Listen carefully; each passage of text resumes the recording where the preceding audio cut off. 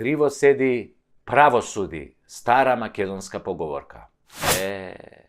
Не е така во последните неколку години со нашето судство со 2% поддршка. Право седи, криво суди. Тоа е мотото на македонското некорумпирано и неподмитливо судство. Се испраиле судии ко пушки, око не им трепнува, ама затоа судскиве одлуки искривени, искривоколчени, погазени, без потпора во законите, произволни како расказ на писател со четврто оделение, подмачкани квалитетно. Што би рекол нашиот народ, од авион се гледа дека сте корумпирани, но судиите не се даваат. Здружени, сплотени ко еден, со честни исклучоци кои се бројат на прсти на една рака, тие упорно носат судски одлуки од кои ни се крева косата на главата, а вербата во правдата ни паѓа како една работа на 80 годишен старец. Нема правда, викаше цртаниот лик Калимеро, вечно неправдан, кој во овој момент може да биде комотно ставен на таблата на секој суд во Македонија, почнувајќи од основен, завршувајќи со уставен. Вакво избегнување на правдата има ретко во која земја и затоа оценката за целиот судски систем, односно судската власт, многу брзо се движи кон нула, кон едно големо ништо, што значи шансите да добиете правда во македонските судови се рамни скоро на нула. Имате повеќе шанси да добиете на лото, мислам на европското лото, затоа што нашето паѓа само за време на избори. Калимеро е веќе целиот народ во оваа држава, а правдата во стилот на дивиот запад е за гарантирана вредност само за силните и богатите риби, криминалците со силна политичка поддршка. И тоа си поминува како да е најнормално, заборавајќи го најважниот факт во оваа огромна корупција, дека невините луѓе и компании го извлекуваат поделбелиот крај под налетот на криминалците и судската поддршка. Прашав еднаш еден експерт за право како можам јас како лаик да објаснам во лабиринтите на судството и законите и подзаконските акти што е тоа правда, а што е ескивирање на правдата под ореолот, нели, на корумпираното или коруптивно судство.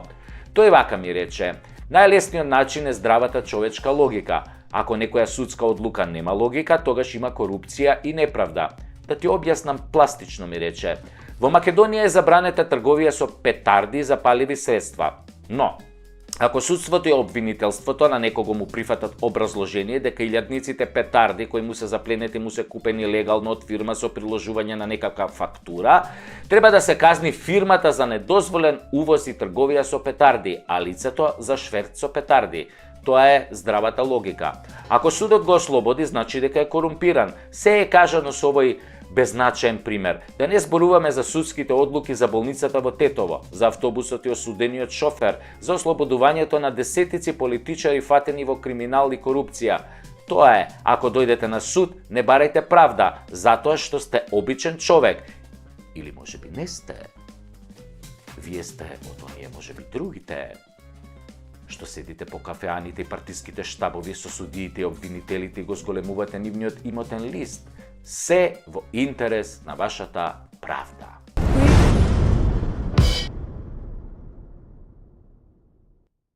Да се разбереме. Нашата полиција не е корумпирана. Јок. Тоа се само урбани легенди и чаршиски муабети за полицајци на кои им ставаш 50 евра во сообраќајната дозвола за да не ти пишат казна за поминување на црвено светло или на дупла линија, или тоа што на партизанска возиш 160 на сат за да го пробаш новиот мотор на едно тркало. Не е точно. Па секој ден во полицискиот билтен има барем 200 возачи кои што се казнети. Како може корумпирана полиција да казнува?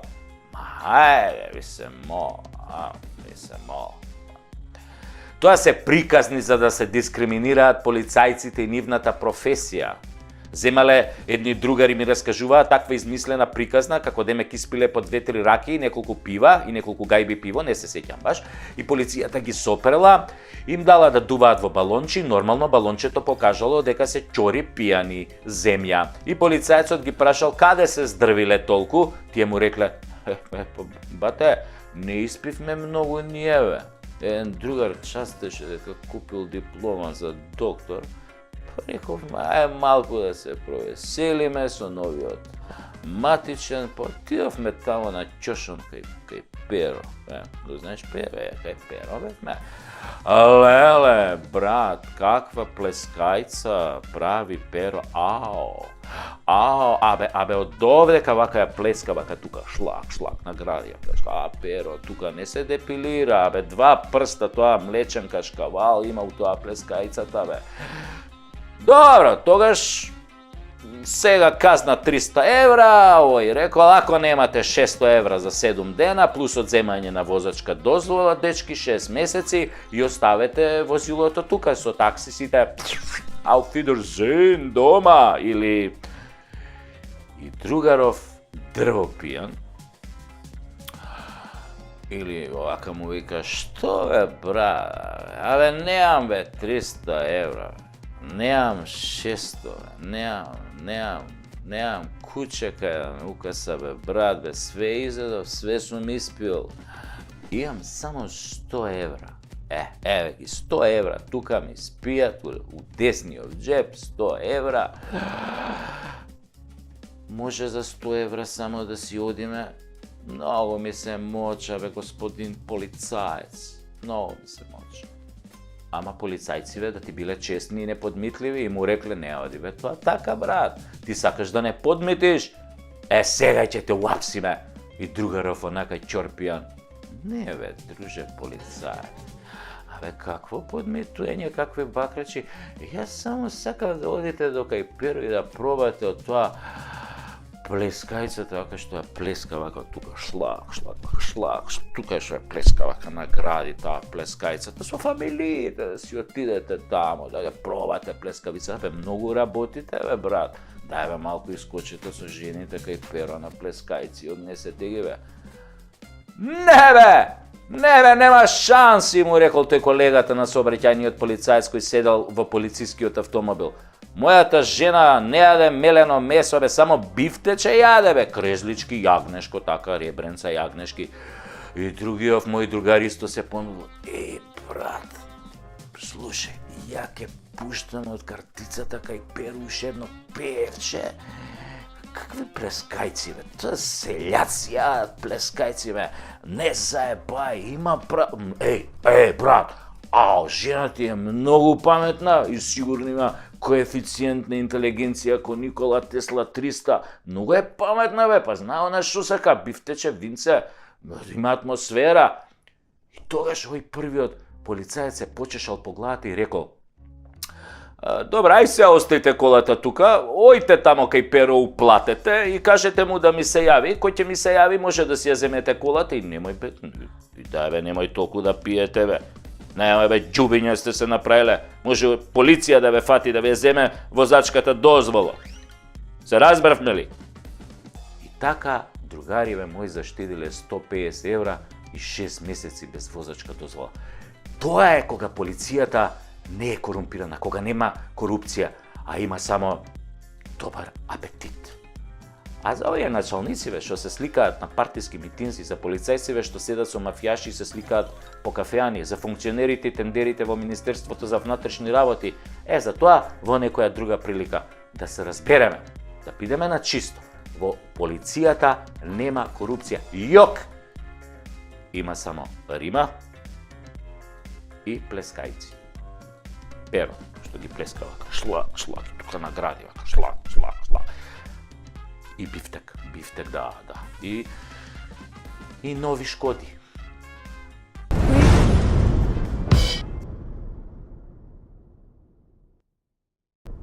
Корупција во политика.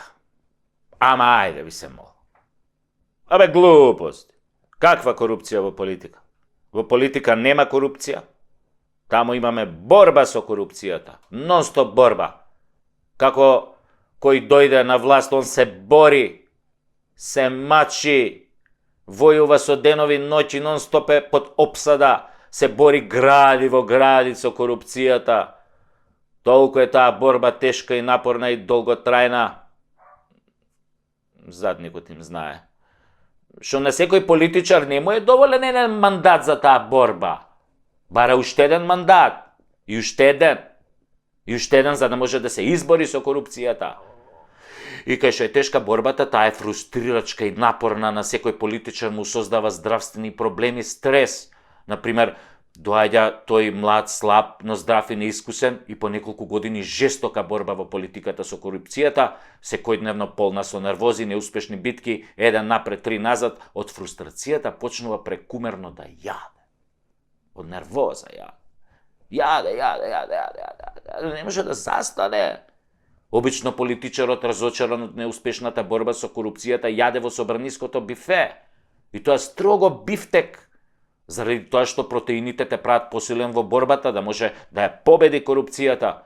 И така, стресен, уморен, фрустриран од борбата со корупцијата, политичарот малку така ќе качи некое килце, после 10 кила, па 20 кила, па тогаш мора да купи нови одела, нови кошули, бидејќи не може да се бори против корупцијата во одделот Битпазар, со кој дошол во парламентот и со чели кинески некој тамо. Не бе, таа борба бара квалитетни материјали кои не се кинат така лесно, која ќе се зграпчиш за шија со противникот. Затоа материјалите мора да бидат квалитетни, оделата строго Hugo Boss или Бицијани, а чевлите од 700 евра, под 700 евра не се признава чевла, затоа што, како вика народната поговорка, со гол газ не се оди на свадба, ниту се фаќа риба. Сака да каже дека без подарок не се оди на свадба. Се мисли всушност на подарок во плико. Пари во плико, евра во плико, може и долари во плико. Може и албански леки, само ако пликото е, например, женска ташна, така наречена плико, за да бидат во доволен број. Така и добрата битка со корупцијата на политичарите е всушност борбата со пликото, да не влезе во нивниот скинат джеп од некое демоде од дело или од пазарче што е, туку да склизне меко во листерот на новата воена Бицијани опрема. Леле да знаете како се бори против корупцијата кога имаш Бицијани од делове. Па кој ќе им мавнеш една, па она кој ќе те залепи со една, две, три, 5.000 по фаца. Па tu треба да се издржи, бе. 5.000 евра, например, у фаца се јак удар на корупцијата. 50.000 веќе те нокаутираат, не знаеш кај си. Прашуваш кој го исклучи светлото? Кој го исклучи? И на смењете тера со 50.000 евра кој ќе те мавне корупцијата. Кој го исклучи светлото? И машната мора да биде црвена, затоа што на тегето дело и бела кошул оди црвена машна, која ги символизира жртвите кои секој политичар ги дава во борбата со корупцијата. Неговите долгогодишни жртви да ја искорени корупцијата, да нема корупција кај неговите колеги, така и тој ќе се избори за да се одвикне полека за време на 3-4 мандата. И за неговата борба со корупцијата секој политичар бидува награден како што доликува и секој е транспарентен затоа што борбата бара транспарентност кон тие што го барале тоа. Така, неговата награда се гледа во зголемувањето на неговиот имот на имотната листа во антикорупцијска. Што повеќе политичарот се бори против корупцијата, тоа повеќе му расте списокот на станови, возила и пари со кои е награден за својата борба.